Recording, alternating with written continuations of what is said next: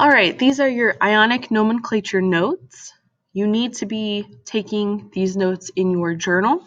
At this point, if you do not have your journal, come talk to me and I will make sure that you get one. So just a reminder about how we write formulas for ionic compounds.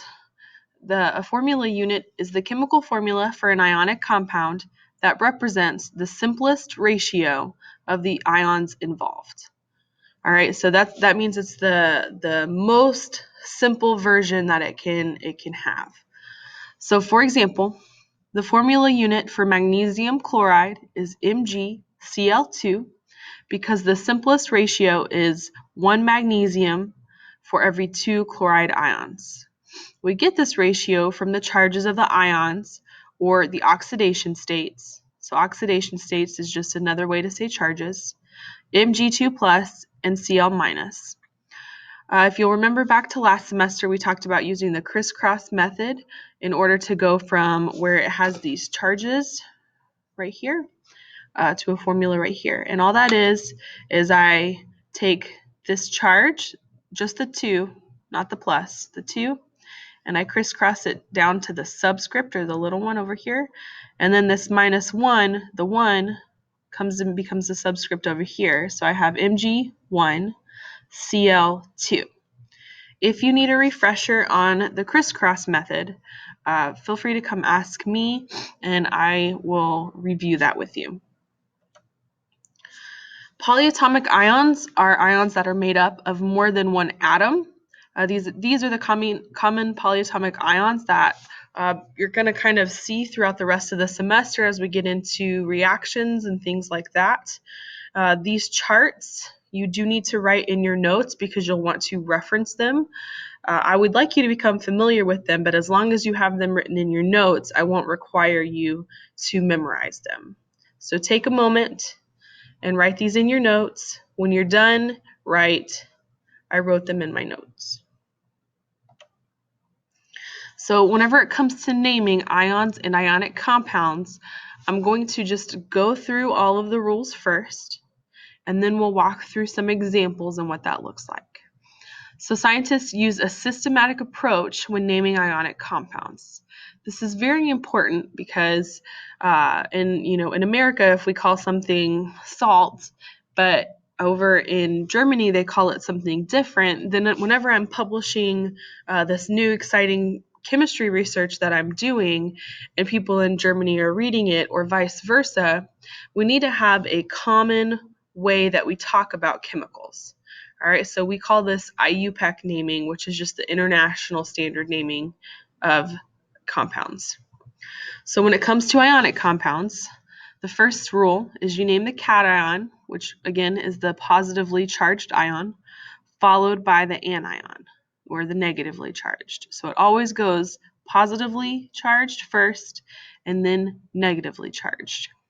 So for monatomic cations, so that's a cation that only has one atom, you just use the element name. For monatomic anions, so one atom that's negatively charged, you use the root of the element name plus the suffix "ide." So for example, if I was talking about fluorine as my anion, instead of saying fluorine, I would say fluoride. All right. Rule number 4 is use Roman numerals to indicate oxidation number or charge of transition metals. So last semester we kind of talked about a little bit about how the transition metals can have multiple charges. Once they get that d orbital, electrons can do some funny things. At this point, I will always give you what the charge is. You just need to remember to include the Roman numerals when you're naming it. Rule number 5 is when the compound includes a polyatomic ion, you use the name of the polyatomic ion in the place of the anion or cation. All right, and we'll kind of go through some examples of those. So the first example here that we have is sodium chloride, or NaCl. So first we name the cation, which is sodium, and because it's just a one atom cation or a monatomic cation, it just stays sodium. We have the first part of our name. Then next we name the anion. So we have chlorine, right? It's monatomic. But because it's the anion, we replace the ending to include the "ide" suffix, so it becomes chloride. So it's called sodium chloride. All right, and that's table salt. Next, we have NaOH. So first we name the cation, which again we have sodium. It's just a monatomic, positively charged atom. And second, we name the anion, which is a polyatomic ion, hydroxide. So most of our polyatomic ions already have the "ide" portion, so it's a little bit easier. So we name this compound sodium hydroxide. It's actually a very strong base. And then the last example is FeCl2. So first we name the cation, which is iron. And remember, iron is a transition metal. So we need to include the charge as Roman numerals. So the easiest way to figure out from the formula what the charge is to say, okay, I know that Cl has a -1 charge. So when I did my crisscross method, my 1 came here. And so that means that the 2 would have come from iron. So it would have had a +2 charge. So it becomes iron, and then the Roman numeral for 2, which is just II in parentheses. So iron 2 is the name for my cation. Then we name the anion, which is chloride. So we name this compound iron 2 chloride. All right. So here's some checks for understanding. I want to make sure that you write these questions and the answers in your notes. So I'll have a pause here. Describe the difference between a monatomic ion and a polyatomic ion and give an example of each. All right. So the answer that I wrote was a monatomic ion only has 1 atom in the ion, like K+ or potassium, whereas a polyatomic ion has more than 1 atom in the ion, like ammonia or NH4+. Right? So K only has the K, and ammonium has the N and 4 H's. That's what makes it polyatomic. Your next check for understanding. So again, you write the question and your answer in your notes. Write the name and formula for the compound formed from magnesium and chlorine.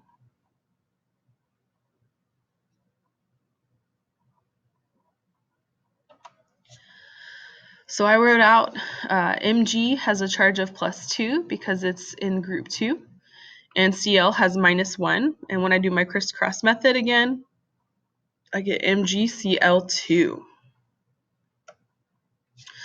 So our last check for understanding, again, write it down in your notes. Write the name and formula for the base formed from rubidium ions and hydroxide ions. Here's my hint. Hydroxide is a polyatomic ion, so you might want to consult the chart that you wrote down earlier.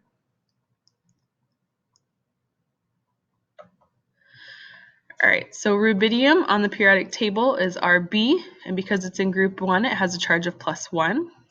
Hydroxide, the polyatomic ion, always has a charge of -1. So when I do my crisscross method, it's just 1, so it becomes RbOH. All right, so that's the end of the notes. At this point, whenever you have all of your notes completed and you've answered all of the questions on this ed puzzle, you need to bring your journals up to show me, and there will be a note check grade associated with taking notes along with this ed puzzle. Thanks. I'll see y'all in a bit.